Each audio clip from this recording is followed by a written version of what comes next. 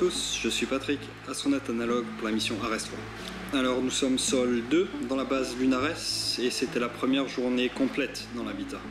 La nuit a été assez courte et par accident je me suis réveillé 25 minutes après les autres. Aujourd'hui c'était une journée que je qualifierais de test puisqu'on a mis à l'épreuve notre emploi du temps. On essaye de s'habituer à toutes les procédures et aux tâches qui s'enchaînent comme le sport, la maintenance, les expériences, la cuisine, etc.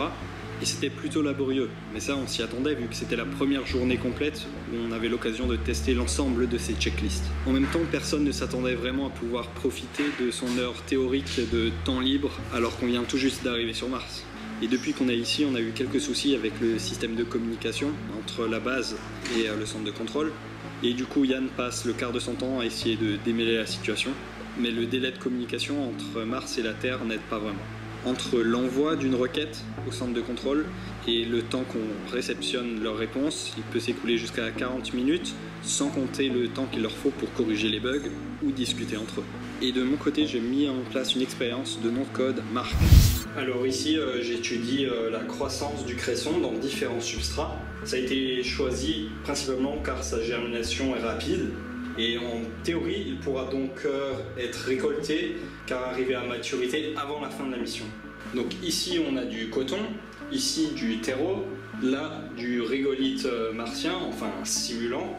Et le dernier substrat est un simulant qui est censé imiter celui qu'utilise Mark Watney dans le film Seul sur Mars. Sauf que le pauvre est dans une plaine Acidalia planitia qui a de fortes chances d'être le vestige d'un océan passé. Et du coup, il y a des raisons, comme les cartes de Potentium 40, de penser que le sol pourrait être très riche en sel.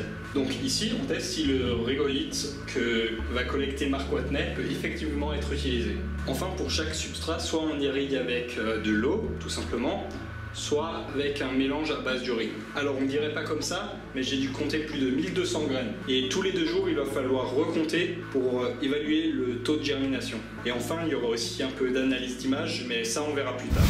Aujourd'hui, notre commandante, Angélique, et Agnieszka, notre médecin de bord, sont aussi partis en sortie extravéhiculaire. Tout s'est plutôt bien déroulé. Elles ont pu explorer une belle partie du terrain martien et collecter quelques échantillons. Maintenant, il est temps d'aller dormir. Donc, c'était Patrick, ingénieur système pour Ares 3, fin de transmission.